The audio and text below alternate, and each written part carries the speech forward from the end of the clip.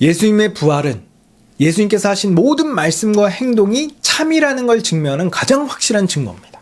뿐만 아니라 예수님이 하나님의 뜻을 완전하게 성취하셔서 하나님의 의를 이루었다는 걸 증거해요. 그래서 성경은 예수님께서 실제로 부활하셨다는 걸 아주 강력하게 설득하고 예수님의 제자들도 이 진리를 수호하기 위해 목숨을 바쳤습니다. 예수님은 십자가에서 죽으시고 부활하심으로 이 땅에서 이루셔야 될 모든 사명을 완전하고 완벽하게 성취하셨어요. 그리고 하늘로 오르셔서 이를 확정하셨고 하나님 보좌 우편에 앉아 공식적으로 만물의 주가 되셨습니다. 그래서 예수님은 지금 현재 만물을 이렇게 다스리고 계세요. 그럼 어떤 사람은 예수님이 하늘에서 지금 모든 만물을 다스리고 계시는데 왜 아직도 세상에는 죄가 만연하고 여전히 사람들은 아픔과 슬픔을 겪고 있냐라고 질문할 거예요. 과연 예수님은 하나님 보좌 우편에 앉으셔서 이 세상을 어떤 식으로 다스리고 계신 걸까요? 예수님은 십자가에 못 박히시기 전에 제자들에게 조만간 아버지 곁으로 갈 거라고 말씀하셨습니다. 그러자 제자들은 어딜 가냐고, 예수님이 가시면 우리는 어떡하냐고 걱정 어린 마음으로 질문했어요. 그러자 예수님께서 이렇게 말씀하십니다. 내가 너희에게 실상을 말하노니 내가 떠나는 게 너희에게 유익이라. 내가 떠나지 아니하면 보혜사가 너희에게 오시지 아니할 거다. 가면 내가 그를 너희에게 보내리니. 예수님은 자신이 하늘로 가면 제자들에게 성령을 나눠주겠다. 그러면 현재 나와 같이 있는 것보다 더 유익할 거다라고 말씀하셨어요. 그리고 예수님은 부활하여 하늘로 오르셨고 며칠이 안 돼서 제자들에게 성령을 나눠주십니다. 도대체 성령이 뭐길래 예수님은 성령을 받는 게 예수님과 함께 있는 것보다 더 유익하다고 말씀하신 걸까요? 성경은 성령을 하나님의 영 혹은 그리스도의 영이라고 말합니다. 그리고 구약에 보면 몇몇 사람들이 일시적으로 성령을 받는데 이렇게 성령이 임하면 어떤 신적인 능력을 발휘했어요. 예를 들면 삼손처럼 힘이 엄청 세진다거나 오홀리압처럼 이렇게 지혜로워진다든가 엘리야처럼 기적을 행하고 하나님의 말씀을 예언했습니다. 그러다가 성령이 이렇게 떠나면 다시 평범해졌죠. 이처럼 성령은 하나님과 그 사람을 연결시켜주고 하나님의 어떤 것을 우리에게 적용시키시는 분이라는 걸 알 수 있어요. 그러나 예수님이 오시기 전까지 이 성령의 존재는 이렇게 베일에 가려져 있었습니다. 근데 성령이 이렇게 베일에 가려져 있던 이유는 성령이 예수 그리스도의 모든 것을 우리에게 적용시키고 그분을 증거하는 분이시기 때문이었어요. 하나님은 구약의 이스라엘 백성에게 율법을 주시면서 내가 거룩하니 너희도 거룩하라 라고 명령을 하십니다. 하지만 이스라엘은 단 한순간도 하나님의 뜻대로 거룩하게 살지 못했습니다. 틈만 나면 우상 숭배하고 틈만 나면 불법과 불의를 저질렀어요.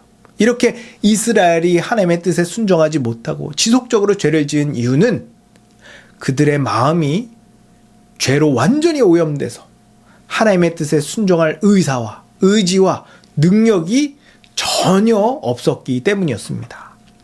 그래서 하나님은 언젠가 이 문제의 근원이 되는 마음을 완전히 새 것으로 바꿔주시겠다고 말씀하셨어요.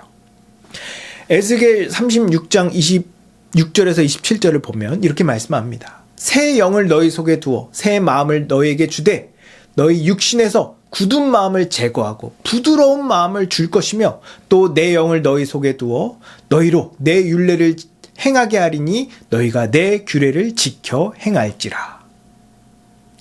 성령이 임한다는 건 성령께서 하나님 뜻에 순종할 생각도 의지도 능력도 없는 이 완악한 마음을 완전히 도려내고 이제 하나님의 뜻에 기쁨으로 순종할 수 있는 부드러운 마음을 이식하는 걸 의미해요.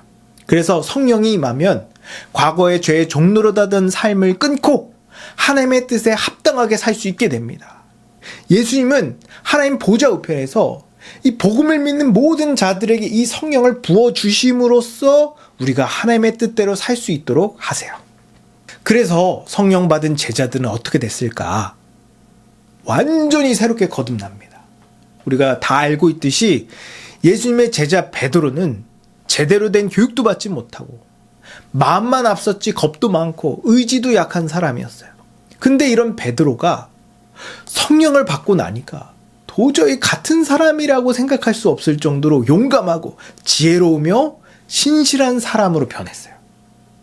이처럼 예수님은 지금 하나님 보좌 우편에 앉으셔서 복음을 믿는 모든 자들에게 성령을 나눠주는 방식으로 이 세상을 다스리십니다.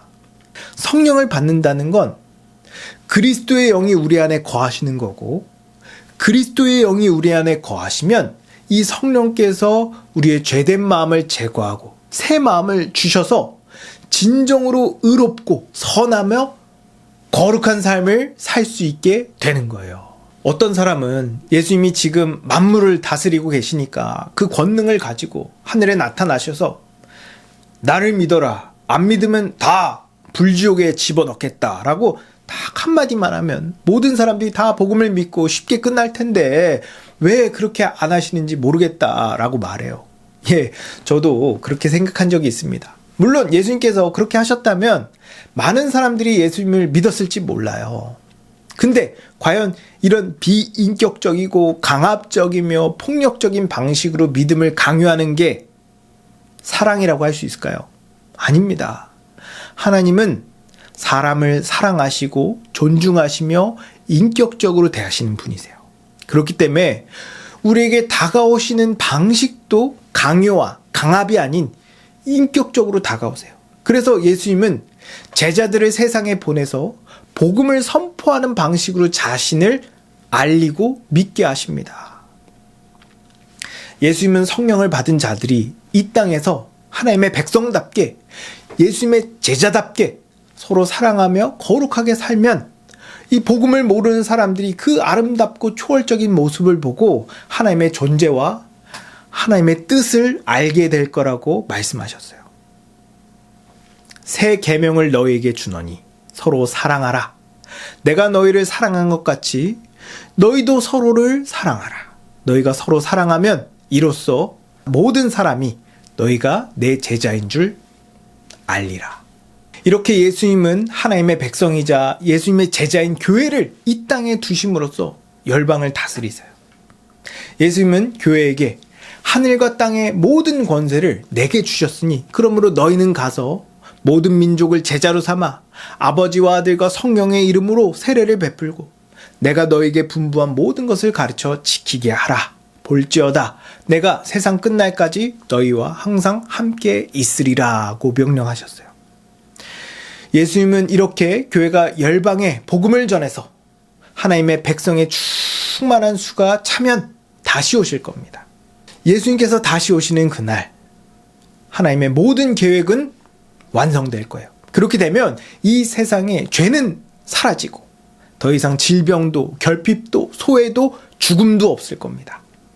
하지만 그 전에 예수님은 죄에 사로잡힌 사람을 한 사람이라도 더 구원하기 위하여 이 재림을 잠시 유예하셨어요.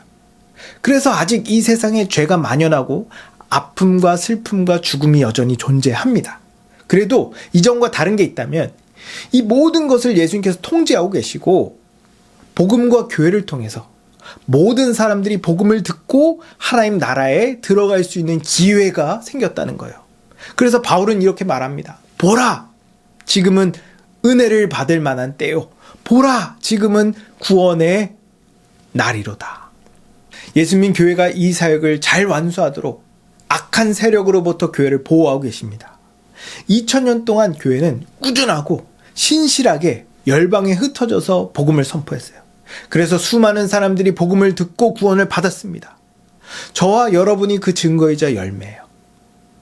세상 권세자들이 모든 자원을 총동원해서 교회를 핍박하고 위협했지만 교회는 여전히 힘있게 확장하고 있습니다.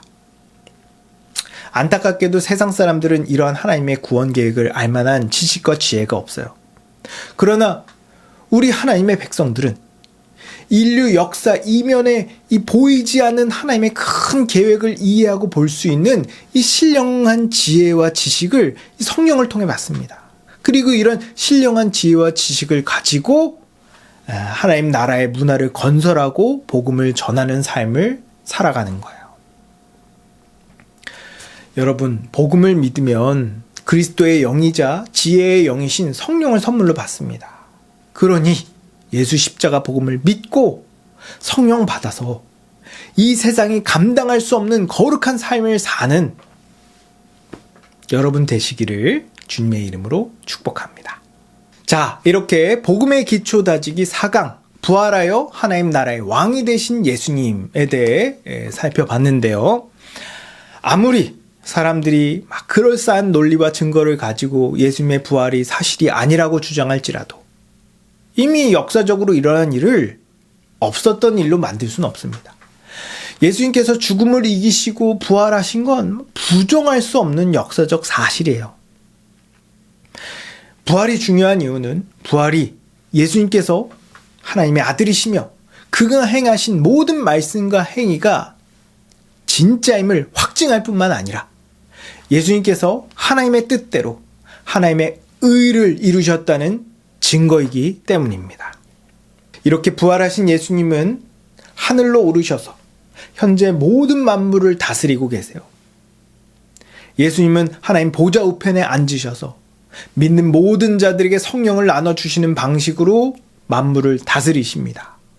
성령을 받은 자는 성령으로 새 마음이 주어져 이 세상을 하나님 뜻대로 거룩하고 복되게 살아갈 수 있어요. 예수님은 이런 성령을 받은 자들로 구성된 교회를 이 땅에 세우셨습니다. 이 땅에 세워진 교회는 열방에 복음을 선포함으로 하나님의 백성들을 모으고 있어요. 그리고 때가 되면 예수님은 이 땅에 다시 오셔서 모든 죄를 심판하시고 교회와 함께 새로운 세상을 시작하실 겁니다. 그 새로운 세상에 들어간 사람들은 거기서 영원히 안식을 누리며 살아가게 될 거예요.